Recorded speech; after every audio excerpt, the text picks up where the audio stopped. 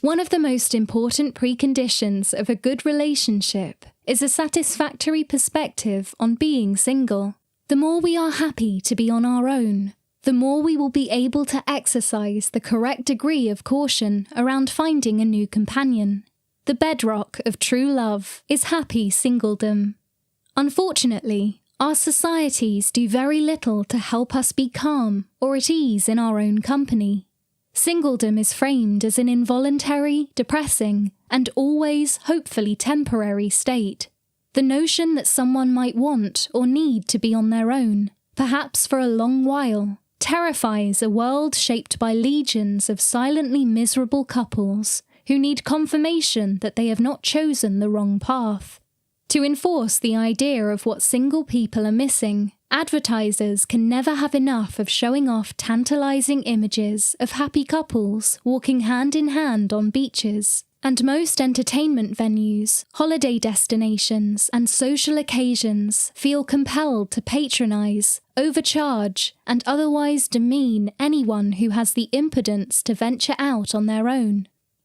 Unfortunately, being miserable while single fatally undermines our judgment about who we might get together with. When someone is starving, they will eat anything. Dostoevsky wrote a harrowing short story about a famished child who eats a candle made of pig fat. And we're equally liable, in emotional desperation, to run into the nearest nightclub to secure a chump we'll be appalled to find beside us at daybreak. We eventually learn being in an unsatisfactory relationship is clearly worse, that is, even more lonely, than being alone. The central challenge of being alone is coping with the fear of what singlehood means. Being alone is bearable in relation to how normal, that highly nebulous yet highly influential concept, the condition feels to us at any given point. It can either be a break from an honourably busy life, or sure evidence that we are an unwanted, wretched, disgusting, and emotionally diseased being. This is tricky, but ultimately very hopeful, for it suggests that if only we could work on what being alone means to us, we could theoretically endure long periods alone. To build ourselves a new mental model of what being alone should truly mean, we might rehearse a few of the following arguments. Despite what an unfriendly voice inside our heads might tell us, we are the ones who can choose whether or not to be alone. Our solitude is willed, rather than imposed. No one ever needs to be alone, so long as they don't mind who they are with. But we do mind. The wrong kind of company is a great deal lonelier for us than being by ourselves. That is, it's further from what matters to us, more grating in its insincerity, and more of a reminder of disconnection and misunderstanding than is the conversation we can have in the quiet of our own minds.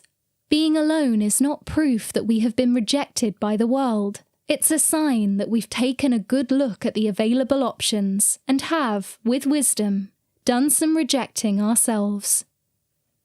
Another big thought is that we need to appreciate how long it will take to find someone, given how choosy we are, for very good reasons. We aren't just looking for anyone. The right candidate will be no less easy to find than a great job or a beautiful house.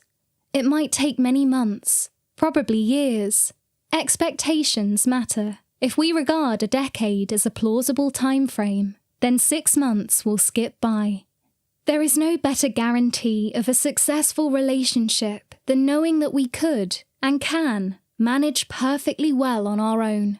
It means that we will only look for someone who can deeply contribute to our life, not someone who can do the laundry with us or keep us company on Sunday evenings. This gives us the strength to back out of unsatisfactory unions as quickly as we should. Being in a couple can't and shouldn't mean that we are utterly reliant on the other for our self-esteem, our daily self-management, or for the meeting of our domestic needs. When we have under our belt a significant experience of thriving on our own, we will be able to cope with the inevitable points at which even a very nice partner can't sustain us. We'll be less demanding, more competent, and more forensic in what we seek from a lover. It turns out that our willingness to stay on our own is what centrally predicts how likely we'll be to find and bring to fruition a relationship with someone else. Being at ease with being single is the needed secure platform from which to make a sane and wise choice about who to create a joint life with.